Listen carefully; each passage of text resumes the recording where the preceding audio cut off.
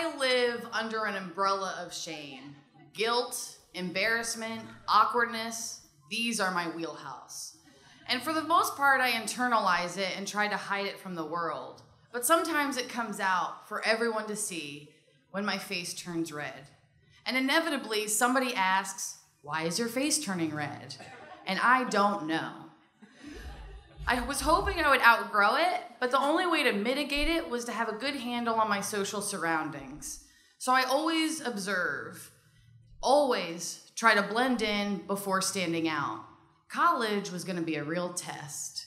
I chose to go to Southern California for school, where I thought I would laugh and be tan and frolic on the beach with people like Kirsten and Courtney and Nikki and Mandy.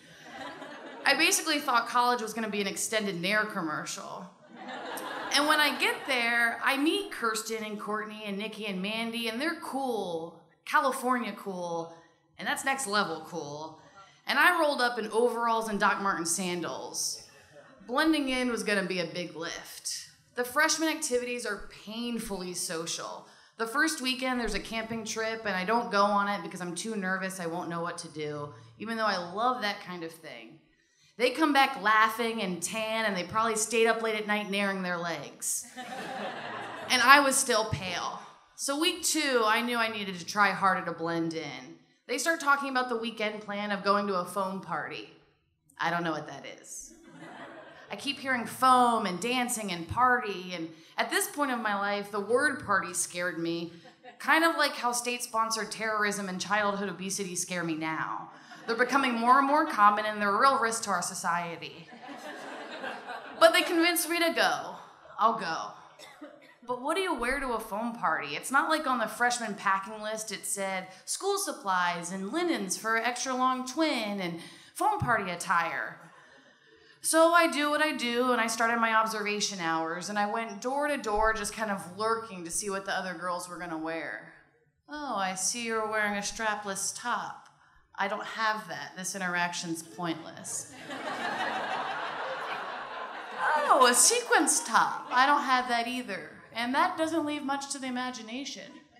Behind door number 3, I found out the answer to an age-old question. Who wears short shorts? Courtney. Courtney wears short shorts. So I make my way back to the dorm, and I put together my best attempt at a going out outfit, which includes a teal halter top from The Gap and a black pencil skirt, which was on the freshman packing list thanks to my business classes. It's kind of like a party on the top, business on the bottom situation. And like a mullet, it's more wrong than right. The other girls look like they're gonna be in a Nelly video, and I look like I got lost in a JCPenney catalog. But we're at the point of no return, so we go, and we get to the foam party and get our under 21 bracelets, and my imagination was way off. I thought it'd be kind of like a Charlie and the Chocolate Factory situation at some swanky California bar, and this is more like I fell asleep in the bathtub and woke up scared that Mr. Bubble took over my life. It's wet, like really wet, and the foam machine's plugged in, which just screams electrocution, and I think there's underage drinking. But I'm here to blend in, and that's what we're gonna do. So I kind of wade onto the dance floor, and I'm about waist deep in the foam, and I'm relieved that people can't see my business casual bottoms.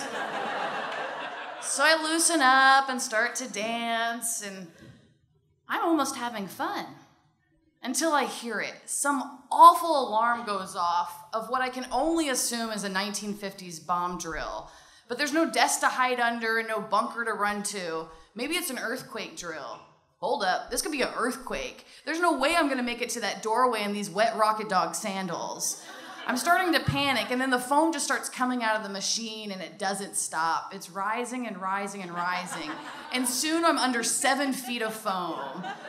My eyes are burning, I can't find my friends, they're not even my friends yet, and I don't know who's touching me, and I just kind of stand there and take it. I wait for the foam to kind of fall down, and as it does, I can see a girl in my hall, and her eyes are closed, and she's dancing like no one's watching. And the foam keeps going down, and then it takes with it her strapless top. So other girls on my hall are kind of running over to fix her top to spare her some decency. and I am so grateful for my halter top straps. I don't want to be here, and every 30 minutes that alarm goes off, and even when it dissipates and it's waist deep, it's not fun anymore because I'm worried about falling, and I'm worried about her strapless top, and I'm worried about the pending air raid. I can't wait to be back in my dorm room, and when I'm there, I am so relieved. I immediately take a shower to wash off this questionable film from my body and lay down in my bed wondering if it was worth this social anxiety. I mean, this is some next level FOMO. I'll wait for it. Okay. And I wake up the next morning and something's still not right. It just isn't sitting well with me. And I touch my face and it's dry and scaly and it's kind of hurting and my stomach feels the same way. And I lift up my shirt and my stomach's red and blotchy. I run to the mirror and stand in horror.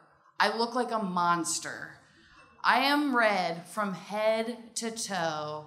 This is a full body rash. And I do mean full body. So I go to my computer because I have a lot of questions for Jeeves.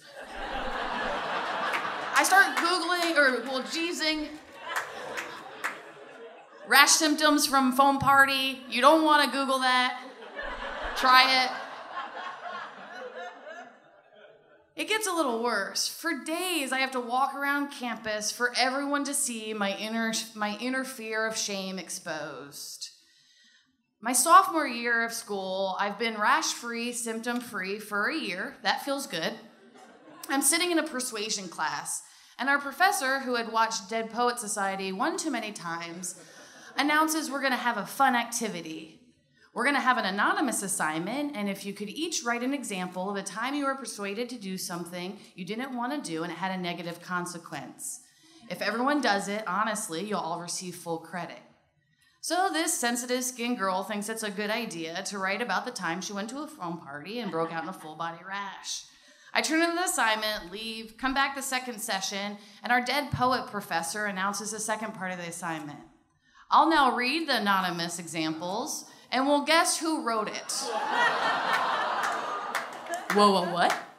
No, I'd like to change my answer. I'd like to say this. This activity is the thing I didn't want to do, and this right here, this is you reading it loud. That's a negative consequence. I don't like it. As she reads my assignment, I can feel the symptoms of the rash reoccurring, and I am red-faced. To make it worse, I'm the last person to be guessed, which just feels embarrassing again. For the rest of the semester, I didn't say anything. I just found the back wall, and I pretended to be a flower. A few years go by, and I'm at a party. They're not so scary. And I'm talking with somebody that I recognize from that class, but he doesn't recognize me. And we're chatting, and then he says, I think I know you. No, you don't. Yeah, maybe we had class together? No, didn't. You were in persuasion. No, that's not even a class. You're foam girl. And then he yells across the party, hey, Donovan, it's foam girl. Well, paint me red forever.